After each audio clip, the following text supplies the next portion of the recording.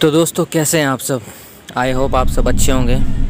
दोस्तों अपनी गर्लफ्रेंड की फैमिली से इंट्रोड्यूस होना कौन पसंद नहीं करता। आई होप सभी पसंद करते होंगे, पर क्या हो तब वो फैमिली ही बन जाए आपकी जान की दुश्मन। जी हाँ दोस्तों, मैं बात कर रहा हूँ गेट आउट मूवी की, जो रिलीज़ हुई थी 2017 में। दोस्तों इस मूवी की स्टोरी कुछ ऐसी है कि एंड तक आते आते आपके रोंगटे खड़े हो जाएंगे, और मेरे पॉइंट ऑफ व्यू से ये अब तक की बेस्ट साइकोलॉजिकल थ्रिलर मूवी है। और इस मूवी की IMDb रेटिंग है दोस्तों 7.7, जो कि मेरे ख्याल से काफ़ी बढ़िया है। दोस्तों मैं रिकमेंड करूंगा आपको इस मूवी की स्टोरी को सुनने के बाद आप इस मूवी को एक बार ज़रूर देखें। आप खुद ब खुद समझ जाएंगे कि मैं इसकी इतनी तारीफ़ पे तारीफ़ क्यों किए जा रहा हूँ। फिलहाल दोस्तों हम इस मूवी को पूरी तरह से समझते हैं और इसे एक्सप्लेन करने की कोशिश करते हैं, ताकि आपका विजन क्लियर हो जाए कि इस मूवी में है क्या। तो चलिए दोस्तों शुरू करते हैं बिना किसी देरी के। दोस्तों इस मूवी को डायरेक्ट किया है जॉर्डन पेले ने, जो कि हॉलीवुड के एक बहुत ही शानदार डायरेक्टर हैं। मूवी की शुरुआत होती है दोस्तों एक ब्लैक गाय के साथ, जो कि एक रोड पर वॉक कर रहा होता है। अचानक उसके पास एक गाड़ी आगे रुकती है वाइट कलर की, उसमें से एक वाइट कलर का ही बंदा उतरता है। वो उस बंदे को किडनैप कर लेता है। दोस्तों मैं ब्लैक कलर का इसलिए आपको ज़्यादा डिफाइन कर रहा हूँ क्योंकि इस फिल्म में रेसिज्म और स्किन कलर की ज़्यादा ही कुछ इंपॉर्टेंस है। मूवी आगे बढ़ती है तो दोस्तों हमें एक और ब्लैक गाय देखने को मिलता है सीन में। उसका नाम होता है क्रिस वॉशिंगटन, और उसकी गर्लफ्रेंड है एक रोज नाम की लड़की, जो कि होती है एक वाइट गर्ल। दोस्तों बाय प्रोफेशन क्रिस एक फोटोग्राफर होता है, और रोज उसको कहती है कि मैं तुम्हें अपने परिवार से मिलाना चाहती हूँ, पर क्रिस को वाइट पीपल से थोड़ी एलर्जी टाइप लगा लो, आप भी कुछ भी लगा लो, उसे थोड़ी झल्लाहट सी होती है। क्रिस कहता है रोज को, नहीं यार मैं तुम्हारी फैमिली से मिलकर क्या करूँगा, मेरी खामा में बेइज्जती हो जाएगी, क्योंकि मैं एक ब्लैक गाय हूँ और वाइट लोग जो होते हैं वो ब्लैक गाय को पसंद नहीं करते। बट रोज उसे ये कह के कन्विंस कर लेती है कि उसके जो पेरेंट्स है वो काफ़ी ओपन माइंडेड लोग हैं, उसे इस बात से कोई फ़र्क नहीं पड़ता कि उसका बॉयफ्रेंड ब्लैक है या वाइट है। आगे क्रिस अपने बेस्ट फ्रेंड रोड के पास फ़ोन मिलाता है, जो कि पुलिस डिपार्टमेंट में होता है। क्रिस रोड को कहता है कि वह उसके घर और उसके कुत्ते का ख्याल रखे उसके पीछे से। आगे बढ़ती है तो दोस्तों क्रिस और रोज जिस कार में जा रहे थे, उस कार के सामने अचानक से एक हिरन आ जाता है। उसकी जोरदार टक्कर होती है, उस हिरन की मौत हो जाती है। तुरंत ही पुलिस वहाँ पर आ जाती है और वो क्रिस से पूछताछ करने लग जाती है, बल्कि गाड़ी तो रोज ही चला रही थी। पुलिस जो होती है वो क्रिस से उसकी ID मांगती है। रोज सोचती है कि वह एक ब्लैक गाय है, इसलिए पुलिस वाला उसे जानबूझकर तंग कर रहा है। रोज के गुस्सा होने पर वो पुलिस वाला वहाँ से उनको जाने देता है। एट लास्ट दोस्तों वो दोनों पहुँचते हैं रोज के घर, जहाँ उनके मॉम डैड उनका इंतज़ार कर रहे होते हैं। उनके डैड का नाम होता है डीन आर्मिटेज और उसकी मदर का नाम होता है मैसी आर्मिटेज, जो कि एक साइकेट्रिस्ट थी, और उनके जो फादर थे वो थे एक न्यूरोसर्जन। जो उनकी फैमिली होती है वो काफ़ी खुले दिल से क्रिस और रोज का स्वागत करते हैं, जैसे उन्हें कोई फ़र्क नहीं पड़ता क्रिस ब्लैक है या वाइट है, उन्हें मतलब अपनी बेटी की खुशी से। क्रिस एक बार तो अचंभित होता है कि वे लोग इसके साथ इतना अच्छा कैसे बिहेव कर रहे हैं, like he was like shock. दोस्तों फिर क्रिस देखता है उनके घर पे दो नौकर है। उन दोनों को देख कर वह काफ़ी शॉक्ड हो जाता है, क्योंकि वो दोनों ही ब्लैक होते हैं। एक का नाम होता है वोल्टर और दूसरे का होता है जॉर्जिना। डीन कहता है यार क्रिस तुम इतनी सोच में मत पड़ो, मैं जानता हूँ तुम क्या सोच रहे हो, पर ऐसा कुछ भी नहीं है। ये वर्षों से हमारे परिवार के साथ रह रहे हैं, ये मेरे माता पिता की सेवा करते थे, उनकी डेथ के बाद हमने इन दोनों को यहीं रख दी। दोस्तों मूवी आगे बढ़ती है तो हम देखते हैं रोज का भाई जेरेमी, जो कि खुद स्टडी ऑफ मेडिसिन कर रहा था, वह भी घर पे आया हुआ था। वो सब खाने के टेबल पर बैठते हैं। खाने के टेबल पर बैठते ही जेरेमी कुछ ना कुछ करके बस क्रिस की बेइज्जती पे बेइज्जती किया जा रहा था। रोज अचंभित होती है कि यार ऐसा क्यों कर रहा है, उसने आज तक तो मेरे किसी बॉयफ्रेंड के साथ ऐसा नहीं किया। मिसी जेरेमी को कहती है तुम एक काम क्यों नहीं करते, तुम अपने रूम में क्यों नहीं चले जाते। इसके बाद सब खाना खा के सोने के लिए चले जाते हैं।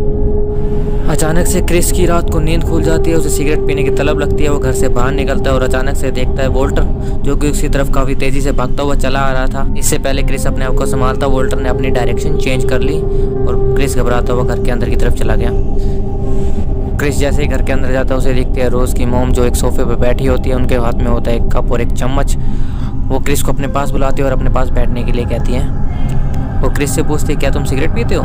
क्रिस कहता है नहीं, मैं अभी इसे छोड़ने वाला हूँ कुछ दिनों में। तो इस पर मैसी कहती है तुम चाहो तो मैं तुम्हारी सिगरेट छुड़वा सकती हूँ। क्रिस थोड़ा अचंभित टाइप हो जाता है, वो सोचता है यार मैं क्या करूँ। वो क्रिस को कहती है तुम इस चम्मच की तरफ देख रहे रहना और अपना ध्यान सिर्फ इस चम्मच की तरफ रखना, और वो क्रिस को कर देती है हिप्नोटाइज। क्रिस एक अलग ही दुनिया में पहुँच जाता है, जिसे रोज की मोम ने नाम दिया था शंकन प्लेस, जहाँ वो अपने हाथ पैर कुछ इस्तेमाल नहीं कर पा रहा था, वह सिर्फ सुन सकता था और देख सकता था। अचानक से क्रिस की आँख खुलती है और उसे लगता है वह कोई एक भयानक सपना देख रहा था। वह इसे भुलाने की कोशिश करता है। नेक्स्ट डे उनकी फैमिली में एक गेट टुगेदर था, जिसमें उनके फैमिली फ्रेंड्स और करीब के लोग आने वाले थे। वो सभी लोग काफ़ी वाइट्स थे, लाइक काफ़ी वाइट, जिन्हें साबुन से धो दिया गया हो, इतने चमकार मार रहे थे वो जितने भी रिलेटिव्स और फ्रेंड्स वगैरह थे वो क्रिस की बॉडी की काफ़ी तारीफ़ कर रहे थे। वो क्रिस से बार बार पूछ रहे थे क्या कोई तुम स्पोर्ट्स खेलते हो। तारीफ़ करने वालों में ज़्यादातर ज़्यादा लंबी उम्र के लोग ही थे, जिनमें बूढ़ों को कहा जा सकता है। अचानक से क्रिस को एक ब्लैक गाय दिखा देता पार्टी में। वो काफ़ी खुश हो जाता है और लोग से लगता है चलो यार कोई तो मेरे मतलब का बंदा आया इस पार्टी में। उस बंदे का नाम था एंड्रयू लूथर किंग। और क्रिस को याद आता है यार मैंने इस बंदे को पहले कहीं देखा है पर मुझे याद नहीं आ रहा, और ये बिहेव भी ऐसे कर रहा है जैसे इसे नहीं करना चाहिए। मतलब इसकी बॉडी सिर्फ इसकी है, इसके शरीर के अंदर कोई और है। क्रिस चुपके से एंड्रयू की फ़ोटो लेने की कोशिश करता है पर वो अपने फ़ोन का फ्लैश लाइट बंद करने भूल जाता है, जिससे फ्लैश लाइट उसके सीधे मुंह पे पड़ती है और सबको पता चल जाता है कि क्रिस इसकी फ़ोटो लेना चाहता था। फ्लैश लाइट ऑन होते ही एंड्रयू कुछ अलग ही बर्ताव करना स्टार्ट कर देता है। वह उसके ऊपर हावी हो जाता है और उसे कहता है गेट आउट गेट आउट। लोग एंड्रयू को पकड़कर एक अलग रूम में ले जाते हैं, जिससे रूम से आने के बाद वो एकदम नॉर्मल बिहेव कर रहा था जैसे कुछ हुआ नहीं, और वह क्रिस से माफ़ी भी मांगता है इन सब के लिए जो भी उसने किया उसके साथ। कहानी आगे बढ़ती है तो क्रिस को मिलता है एक जिम हडसन नाम का बंदा जो कि एक फ़ोटो गैलरी चलाता था। जिम हडसन क्रिस को पहले से जानता था। वह उसे इसलिए जानता था क्योंकि क्रिस एक फ़ोटोग्राफ़र था और अपनी वो फ़ोटो उस गैलरी में बेचता रहता था, इसलिए जिम हडसन उसको जानता था। जिम क्रिस को कहता है कि वह खुद एक फ़ोटोग्राफ़र था पर उसकी आंखों की रोशनी चली जाने के कारण वह अपने फ़ोटोग्राफी के करियर को ज़्यादा लंबा नहीं चला सका, इसलिए उन्हें गैलरी को स्टार्ट कर दिया। क्रिस के मन में अलग अलग विचार आने स्टार्ट हो जाते हैं कि यार ये सब यहाँ मेरे साथ हो क्या रहा है। वह यहाँ से जल्द निकलने की सोचता है। वह रोज़ के पास जाता है, उसे कन्विंस करता है कि मुझे यहाँ से जाना है। रोज़ उसे कहती है कि तुम अकेले यहाँ से नहीं जा सकते, मैं भी तुम्हारे साथ चलूँगी। क्रिस रोज़ को अपनी कहानी सुनाता है कि कैसे उसकी एक गलती की वजह से उसकी मोम की डेथ हो गई थी। उसकी मोम का एक्सीडेंट हो गया था, वो रोड के किनारे पड़ी थी। क्रिस ने 911 को कॉल करने के बजाय वो सिर्फ टीवी को देख रहा था। उसे नहीं मालूम था क्या हो रहा है। वह सिर्फ एक छोटा बच्चा था पर उसे टीवी से काफ़ी एडिक्टिव था। दूसरी तरफ देखते हैं कि हम डीन आर्मिटेज और उसके जो फैमिली फ्रेंड्स होते हैं एक बिंगो टाइप का गेम खेल रहे होते हैं, पर उन्होंने क्रिस की फ़ोटो को लगाया हुआ था जैसे वो उसे बेचने की तैयारी कर रहे हो किसी चीज़ के लिए। और क्रिस की पेंटिंग को ख़रीदने वाला या फिर कहीं क्रिस को ख़रीदने वाला इंसान बना जिम हडसन जो कि फ़ोटो गैलरी चलाता था। मैंने आपको पहले बताया था इसके बारे में। क्रिस ये सब बातें अपने फ्रेंड रोड को कॉल करके बताते हैं कि उसके साथ ऐसा ऐसा हो रहा है। तो रोड उसे कहता है यार तुम्हें जितनी जल्दी हो सके तुम्हें वहाँ से निकलना चाहिए, क्योंकि जो वाइट लोग हैं वो ब्लैक लोगों को अपना स्लेव बना के रखते हैं, मतलब नौकर बना के रखते हैं एक टाइप का। क्रिस रोज़ को कहता है यार तुम अपना सामान पैक करो, हमें अभी इस घर से निकलना होगा। रोज़ भी पैकिंग करने में लग जाती है और जब क्रिस भी पैकिंग कर रहा होता है अपने सामान की तो उसे कबर्ड में रोज़ की फ़ोटोग्राफ मिलती है अलग अलग ब्लैक बॉयफ्रेंड के साथ उसके, जिसमें होते हैं वोल्टर भी होता है, जॉर्जिनिया भी होती है जो उनके नौकर टाइप होते हैं, उनके साथ भी उनकी फ़ोटो होती है। क्रिस तुरंत ही वहाँ से निकलने की सोचता है। वह नीचे की तरफ भागता है पर रास्ते में खड़े होते हैं डीन आर्मिटेज और मिसी आर्मिटेज, साथ ही उनका बेटा जेरमी। वो क्रिस से कहते हैं तुम हम यहाँ से नहीं जा सकते, तुम्हें वही करना होगा जो हम तुम्हें करने के लिए कहेंगे। क्रिस बार बार रोज़ से गाड़ी की चाबी मांग रहा था पर उसे चाबी ही नहीं मिल रही थी। वह उसे बार बार कह रहा था चाबी दो मुझे चाबी दो, पर एकदम से रोज़ के एक्सप्रेशन चेंज हो जाते हैं और वो चाबी को बाहर निकालती है अपनी उंगली पर और कहती है कि क्रिस तुम्हें पता है मैं तुम्हें इस चाबी को नहीं दूंगी। अब क्रिस की आंखों के सामने सब साफ हो जाता है कि उसे इन सब चीज़ों में जानबूझकर फंसाया गया और इन सब चीज़ों में रोज़ भी शामिल है। क्रिस जैसे ही बाहर भागने की सोचता है तो मैसी फिर से उसी चम्मच को कप के ऊपर हिलाती है, जिससे दोबारा से क्रिस उसी दुनिया में चले जाता है जिसको हमने कहा था शंकन प्लेस। हमने नहीं, उसकी मोम ने कहा था। रोड बार बार क्रिस को फ़ोन करता है पर उससे कोई रिस्पांस नहीं मिलता। वो काफ़ी घबरा जाता है, अपने सीनियर से बात करता है, उन्हें ये सब कहानी बताता है कि शायद क्रिस के साथ ऐसा सब हुआ होगा। पर सीनियर जो होते हैं आपको पता ही, एक बार तो उसका मजाक उड़ाते हैं कि तुम किसी सर्कस में जाओ यार, को काफ़ी अच्छे जोक वगैरह सुनाते हो। क्रिस को होश आता है तो वो देखता है कि वह एक कुर्सी से बंधा हुआ है, उसके हाथ पैर दोनों, उसके सामने एक टीवी चल रहा है, उसके सामने कुछ स्क्रीन वगैरह प्ले हो रही है। उस स्क्रीन में हमें देखने को मिलती है आर्मिटेज फैमिली जो कि जब यंग थी वो किसी ग्रुप के बारे में बात कर रहे थे जो कि था कोकोला ग्रुप, और दोबारा से उसके सामने वही कप चम्मच सामने आते हैं और वो दोबारा से बेहोश हो जाता है।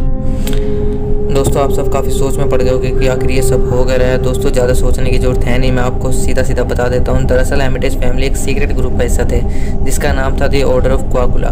रोज़ के दादाजी एक न्यूरोसर्जन थे, उन्होंने एक मेथड का आविष्कार किया था जिसके थ्रू ब्रेन को ट्रांसप्लांट किया जा सकता था। इसके लिए पहले बंदे को हिप्नोटाइज करना पड़ेगा, उसके ब्रेन का एक हिस्सा निकालना पड़ेगा जिससे उसका शरीर सब फिजिकल एक्टिविटी तो करता है पर खुद को पहचान नहीं पाता।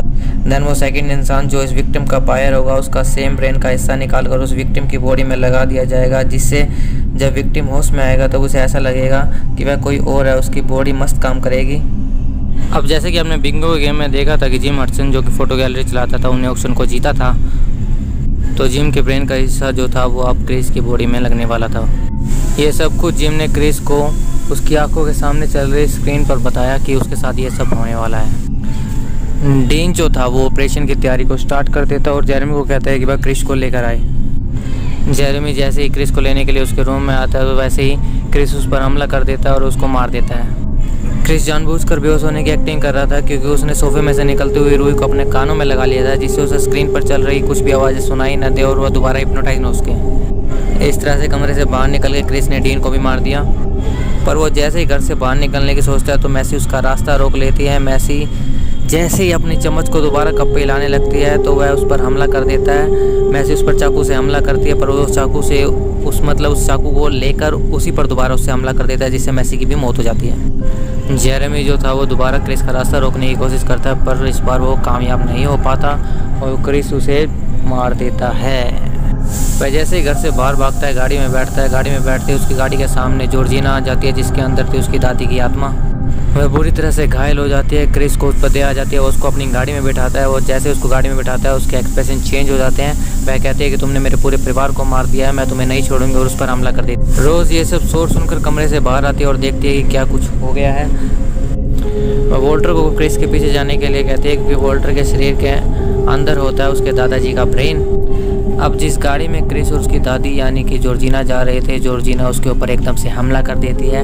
हमला करने के तुरंत बाद उनकी गाड़ी पेड़ से टकरा जाती है। पेड़ से टकराने के बाद वो क्रिस गाड़ी से बाहर निकल जाता है। वॉल्टर एकदम से आके क्रिस पर हमला बोल देता है और वहीं पर रोज आ जाती है, वो भी उस पर बंदूक तान लेती है। और क्रिस एकदम से अपना मोबाइल निकालता है और उसकी फ्लैश लाइट को वॉल्टर के मुँह पर मारता है, जिससे कुछ समय के लिए वॉल्टर अपने असली रूप में वापस आ जाता है। और वह ये कहता है रोज़ को कि वह बंदूक उसे दे दे, वह क्रिस को खुद मारेगा, पर वह उस बंदूक से खुद रोज़ को ही शूट कर देता है। रोज़ को शूट करने के बाद वॉल्टर खुद को भी गोली मार लेता है, पर रोज़ अभी मरी नहीं रही, गिरी हुई थी। वह बंदूक उठाने की कोशिश करती है पर क्रिस उसे बंदूक लेने नहीं देता और उसका गला घोट कर उसे मारने की कोशिश करता है। इतने में हमें देखने को मिलता है कि वहाँ पुलिस की एक गाड़ी आती है। हमें लगता है कि वहाँ क्रिस को ही मार दिया जाए, पर उस गाड़ी में से निकलता है रोड। वो क्रिस को अपने साथ ले जाता है और रोज़ को वहीं पर मरने के लिए छोड़ देता है। और इसी के साथ मूवी यहाँ पर दोस्तों हो जाती है ख़त्म। तो दोस्तों एक बात तो हमें इस मूवी से सीखने को मिलती है कि बेस्ट फ्रेंड जैसे कैसा भी हो उसकी बात को कभी इग्नोर नहीं करना चाहिए, और लड़की चाहे कितनी भी खूबसूरत क्यों ना हो उसका जल्दी से विश्वास नहीं करना चाहिए यार। तो दोस्तों वीडियो अगर पसंद आई हो तो इसे लाइक कर देना, कमेंट कर देना और सब्सक्राइब भी कर देना आप हमारे चैनल को, ताकि आपको ऐसे ही आगे भी मूवी से रिलेटेड इन्फॉर्मेशन और एक्सप्लेनेशन मिलते रहे। तब तक के लिए कीप वॉचिंग माय वीडियो।